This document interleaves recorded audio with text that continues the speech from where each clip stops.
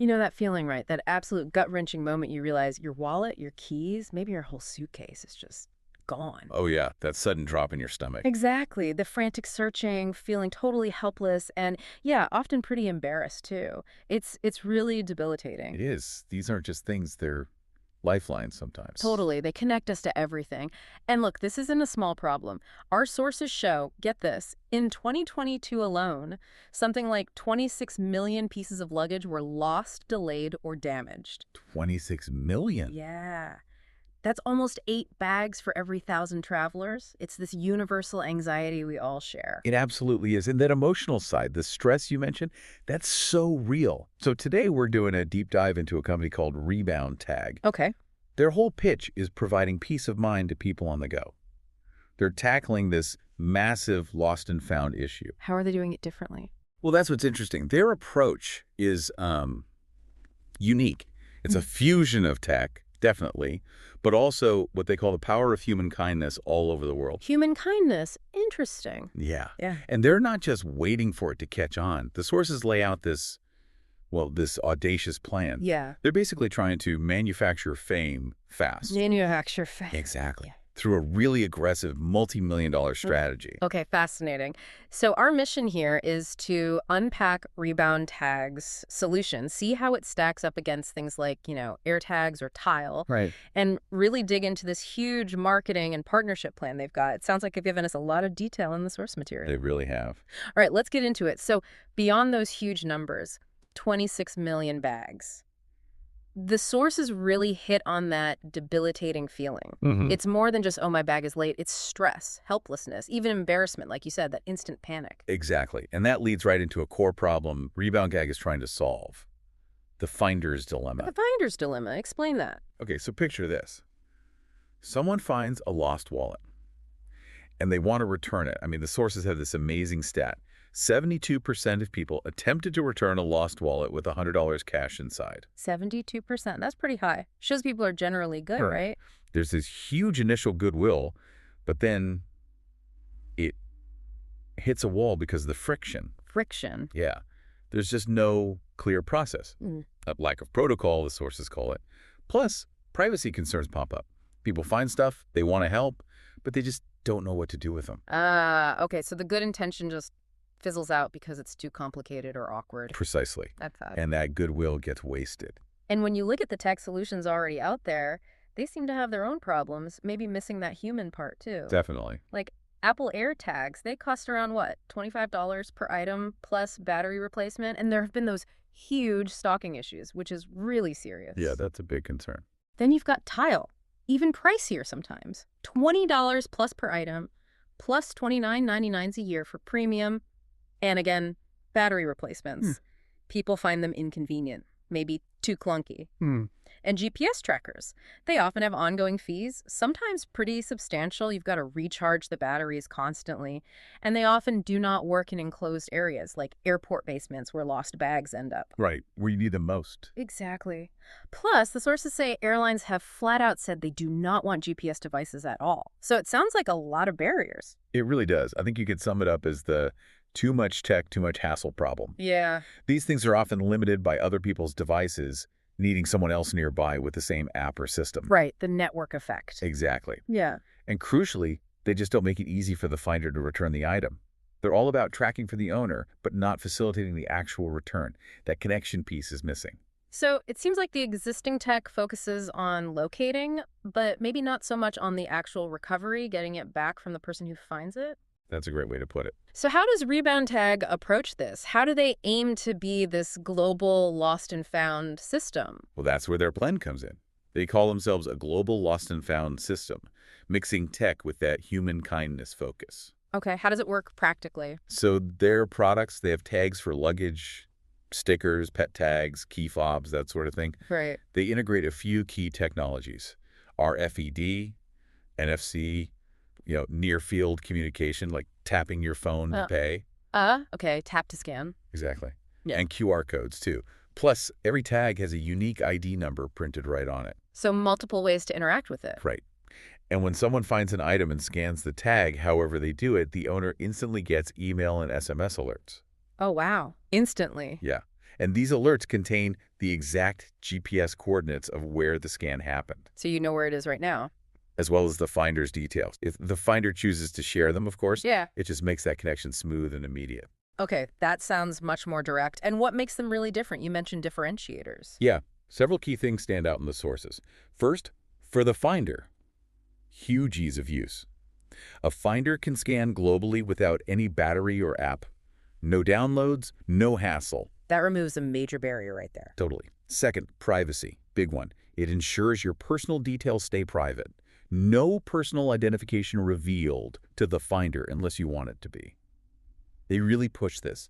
True privacy. We never track you or your stuff and never sell your data. That's crucial in today's world. People are wary of tracking. Absolutely. Third, their integration. They're integrated with CETA's World Tracer System. What's that? It's the main lost bag network used in over 2,800 airports worldwide. So airlines are already plugged into this. Okay, so they're working with the existing airline infrastructure. Right. And get this, they were actually invited by IATA. That's the International Air Transport Association, the big standards body for airlines. Yeah. They were invited to help design microchip standards for airlines globally. That's a big vote of confidence. Wow, okay. That's significant credibility. What else? Fourth, versatility. It attaches to almost anything, and it works anywhere someone can get online. Trains, taxis, ships, buses. Not just airports. So much broader than just luggage. Fifth, that human element we keep mentioning. They position themselves as your friend and found. It's about enabling that connection, banking on the fact that people want to help each other. Facilitating the goodwill, not replacing it. Exactly. And finally, cost and access. The sources mention products on Walmart.com for $23.95 per item, plus $5 a year. That seems pretty competitive compared to the others, especially with no battery costs. Yeah, that $5 a year is much lower than some of those premium subscriptions. Seems designed to be accessible. I agree. You can see their whole brand identity is built around trust, humanity, connection, kindness, their vision. A connected world where any lost object can be safely returned in a snap. Remove the friction, empower the finder. Okay, that makes sense. A solid product, a clear philosophy. But now let's talk about this audacious plan. This is where it gets really interesting, right? Yeah, this is where they shift gears dramatically. The sources describe a multi-million-dollar blueprint for going from a complete unknown to a household name. An all-out aggressive assault designed to buy attention and build a massive brand from the ground up. And the initial investment is pegged at a minimum of $5.5 million annually. That's a lot of money to suddenly spend on marketing. It's huge. Yeah. But the strategy isn't just throwing money at billboards. It's more nuanced. The sources frame it as a different way of thinking about brand building. How so? It's about deeply connecting with specific passionate communities. Okay. And then trusting that their influence, their enthusiasm will ripple outward. Yeah. They're not just buying ad space. They're trying to buy into the heart of these communities. Right, embedding themselves. So let's break down these pillars. Pillar 1, global endurance domination via Ironman. Going straight for that passionate, dedicated global community of endurance athletes makes sense, travelers, high-value gear. Exactly. It's a smart fit demographically. The details are pretty specific. Right. A $2.5 million investment for a 3-year deal. And it escalates 5% more each year. Wow, $2.5 million just for Ironman. What did they get? They become the official lost item protection for every Ironman race everywhere. Think about that visibility. Their name on 3 international races per year, logos plastered on finish lines, podium backdrops. Everywhere you look. Yeah, TV commercials during the live streams, even content series like travel tips with ReboundTAG. It's designed for total unavoidable saturation. Associating themselves with toughness, resilience. Peak performance, resilience, exactly. Be where your target audience is most engaged and passionate. Okay, pillar 2. Winning over U.S. sports, focusing on college sports, tapping into those huge, unbelievably passionate fan bases. Right. And the sources point out something interesting. 47% of college basketball fans, they're more likely to consider a brand just because of sponsorship. There's real loyalty there. So sponsoring works in that space. It seems so. And ReboundTAG apparently found a market inefficiency. Get this. For half of all the viewership for college basketball happens during the regular season. And what's only about a quarter of the ad money spent there. Most advertisers pile up. There's an undervalued chunk. Exactly. And ReboundTAG is jumping in with both feet. They're putting in $1.25 million. What does that buy them in college sports? Title sponsorship of the book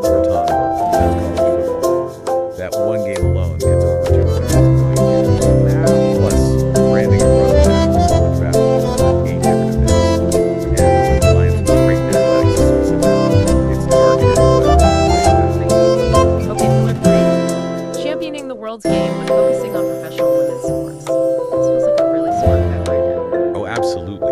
The growth in women's sports is phenomenal, and the sources back this up with numbers. The ROI is apparently incredible.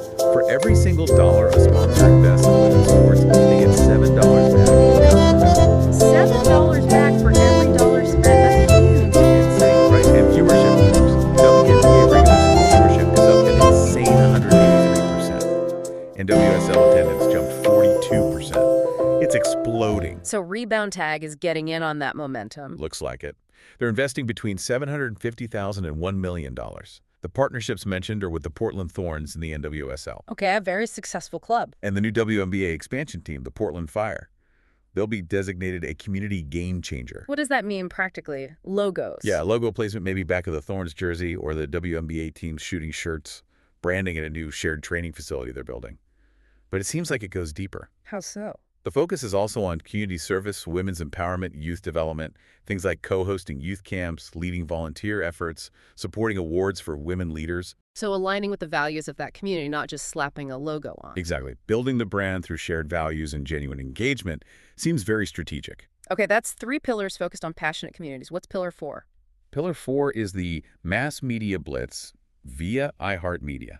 This is about broadening the reach, achieving that total saturation beyond just sports fans. Right, hitting everyone else. It's a $750,000 net investment planned for Q3 2025 through Q1 2026, a 3-pronged attack. Okay. First, broadcast radio ads in the 6 biggest travel cities, New York, LA, Miami, the usual suspects. Wait, that's target travelers. Second, ads during the Total Traffic Weather and Sports Network, reports TTWN.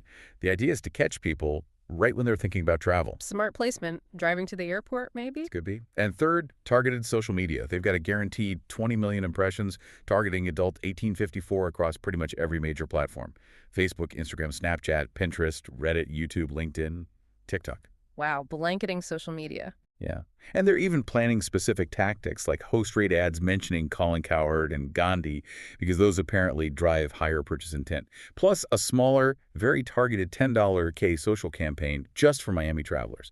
It's about being everywhere. Okay, that's a comprehensive U.S. plan. But you mentioned global earlier. Are they pushing internationally too? Oh, yeah.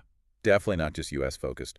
The sources detail some major international plays. Like what? Well, first, Arsenal Football Club. A big name globally. Huge. It's a 3-season regional sponsorship, specifically Europe and Trinidad and Tobago, starting at £750,000 a year, going up to £850,000 plus VAT. Okay, what does that entail? They become the official lost property recovery system partner of Arsenal. Lots of IP rights, 5 million digital ad impressions per season, dedicated emails to the club's massive database, and even access to 3 men's first-team players for marketing content. Access to players is big for content, so massive reach in the football world. What else? Canada basketball. There's a detailed proposal to make ReboundTAG the official lost property recovery partner of Canada basketball. Interesting. Canada's doing well in basketball right now. Exactly. This deal, valued around $275,000 to $300,000 Canadian per year, is pretty integrated. ReboundTAG products would be used by Team Canada for international travel. Athletes get education on using them. So embedding it into the team's operations. Right. And there's a big community piece, too. A $25,000 annual value bank for team-led travel content like travel essentials with players.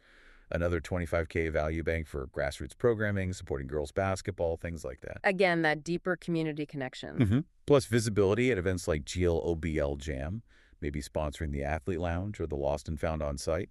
And even a contest for fans to win a trip tied to the World Cup or the Olympics. It's really comprehensive. Wow. Arsenal and Canada basketball. Anything else mentioned? India. They're exploring a licensing expansion through a company called Franmark India, using their network to potentially launch the brand, trademarks, and merchandise there. So a truly global ambition beyond just the UK and Canada. Definitely. They're laying the groundwork for a wide footprint. Okay, so we have this potentially great product solving a real problem, and this incredibly ambitious multi-million-dollar marketing assault. Does ReboundTAG have any existing credibility to build on? Have they achieved anything yet? Yeah, that's a fair question. And the sources do highlight some significant industry recognition already. Like what? Well, they were Selected as one of the 3 most innovative companies in travel worldwide at a big show in London. They won a bronze medal at the Frontier Awards in Cannes. Apparently, those are like the Oscars of travel retail. Okay, prestigious awards. They're part of the Amazon Launchpad program, which helps startups. They've been showcased by Lufthansa. And as we mentioned, that IATA invitation to help design microchip standards is huge. Right, the airline standards body. Plus, endorsements. A Lufthansa project manager is quoted saying, "The ReboundTAG is invaluable. I always travel with one." And Sabre Global, a major travel tech company, apparently recommends a simple-to-use device like ReboundTAG instead of complicated GPS active devices. So industry insiders are taking notice and seem to like the simplicity. It seems that way. That simplicity and the link to existing systems like CETA seem to resonate. So with this plan and this existing recognition, what's their vision for the future? Where do they see this going? The plans are ambitious, matching the marketing spend. Short term, basically make noise, headway in the sports fan and travel markets, and boost those Walmart and Amazon sales. To establish. Right. Midterm, become a U.S. market leader household item, get into physical retail airports, big box stores. And ubiquitous. Exactly. And then long term, Yeah. achieve brand saturation plus international expansion. Yeah. Build a global user community. Maybe even offer white label solutions for other companies. And they're even looking beyond travel, thinking about potential in shipping, cargo and construction, or film, TV, etc. Anywhere valuable items might get lost or need tracking. So they see the core technology having really broad applications. It looks that way, a big vision. Okay, so we've really dug into ReboundTAG here. It's a fascinating approach, tackling that universal problem of losing stuff, not just with tech, but by actively trying to harness, basic human decency and kindness, and then backing it with this huge multi-pronged strategy to basically buy their way into the public consciousness through these passionate communities. It really is quite something. And like we discussed, this strategy, it isn't just about ads. It's about deeply connecting with specific passionate communities and then trusting that their influence, their enthusiasm will ripple outward. So maybe the final thought for you, the listener, is this. Is this approach leveraging community, shared passion, that sort of deep integration to, manufacture fame so quickly? Is this a blueprint we might see more of? Could it transform how brands are built in other industries, not just lost and found? A powerful question, something to definitely think about